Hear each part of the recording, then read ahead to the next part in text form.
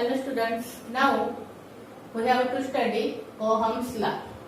The scientist George Simon Ohm gives this law.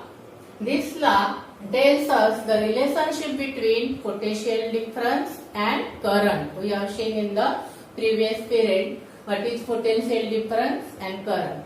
So this law is stated as if the physical state of conductor remains constant, then the current flowing through the conductor is directly proportional to potential difference between its two ends. Current and potential difference याच्यामधलं relation व्यक्त करणारा हा law आहे. If the physical state of a conductor, physical state म्हणजे काय? आता physical state म्हणजे याच्यामध्ये कोणत्या गोष्टी येतात? लेंथ ऑफ अ कंडक्टर, नंतर cross sectional area, temperature and material. आपण लिहिलंय if the physical state of a conductor remain constant. म्हणजे कंडक्टर म्हणजे काय? Conducting wire. त्या कंडक्टरची फिजिकल स्टेट मध्ये कोणत्या चार गोष्टी येतात? लेंथ ऑफ दॅट वायर, नंतर cross section area. Cross section area म्हणजे काय? Suppose this is segment of wire. तर हा जो फ्रंट पोर्शन आहे त्याला वायर कन्सिडर करा. आता हा जो फ्रंट पोर्शन आहे समोरचा याला म्हणतात, आपण वायर तोडल्यानंतर जो समोरचा फर्स्ट हा पोर्शन दिसतोय ना, तर याला म्हणतात क्रॉस सेक्शनल एरिया. तर या एरियावर सुद्धा त्या कंडक्टर मधून किती करंट फ्लो होईल हे डिपेंड असतं. आणि तिसरी गोष्ट आहे टेम्परेचर, म्हणजे या वायरचं टेम्परेचर. आणि मटेरियल म्हणजे ती कोणत्या मटेरियल पासून बनली आहे. कंडक्टिंग वायर वेगवेगळ्या मेटल्स पासून बनलेल्या असतात. कापरचे असतात, सिल्वरचे असतात, अल्युमिनियमचे असतात. त्या मटेरियलवर देखील त्याच्यातून फ्लो ऑफ करंट किती होईल हे डिपेंड असतं.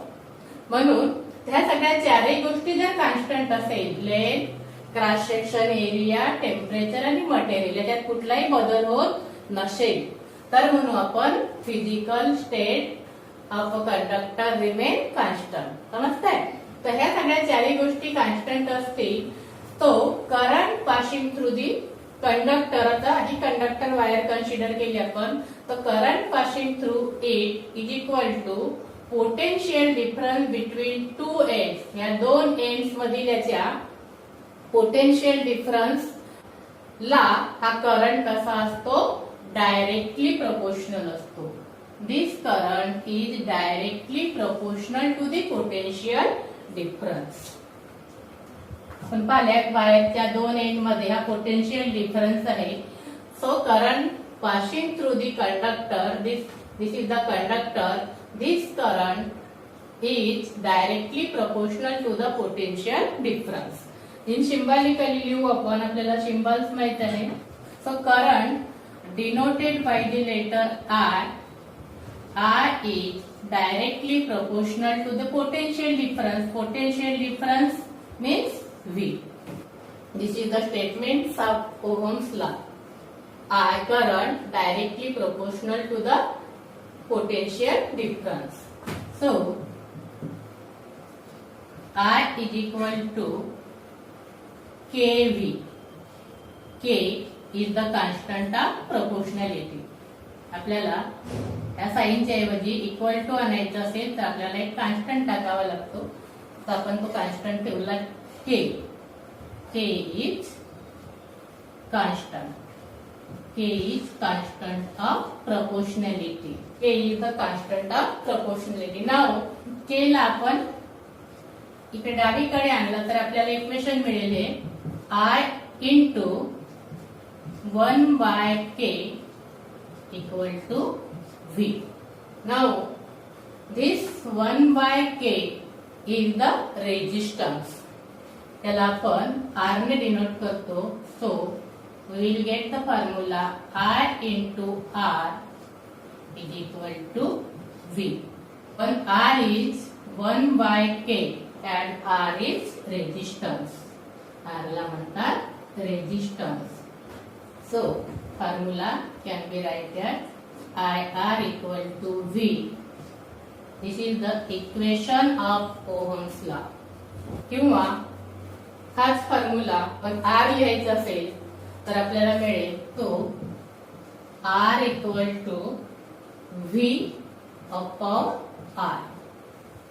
R is the resistance. याचं युनिट लिहू. ओहमनी रेजिस्टन्सची प्रॉपर्टी सांगितली आहे म्हणून ओहम या सायंटिस्टच्या आनर मध्ये रेजिस्टन्सचं एसआय युनिट आहे.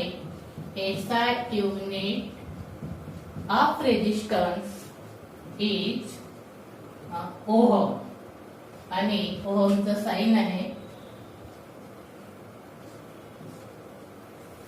हे साइन आहे ओहम. रेजिस्टन्सच्या एसआय युनिटला ओहम हे नाव दिलंय in respect to scientist ohm आणि साइन मध्ये ते असं लिहितात. ओहमचं हे साइन आहे.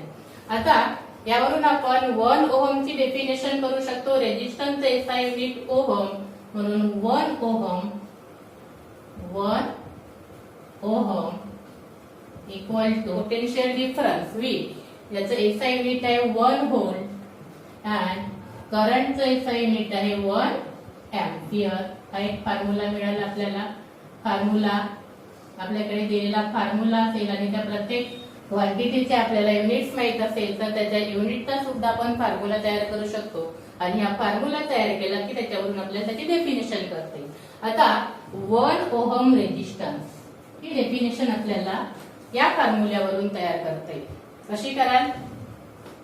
1 ओहम रेजिस्टन्स म्हणजे किती? If 1 volt potential difference applied between the two ends of the conductor, then current flowing through this conductor is 1 ampere, then the resistance of that conductor is 1 ohm. समजतंय का?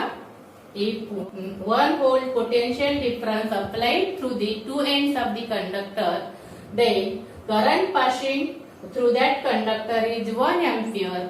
Then the resistance of that conductor is 1 ohm. In this way, you can write the definition of 1 ohm resistance. Definition is given in your textbook. You have to write it.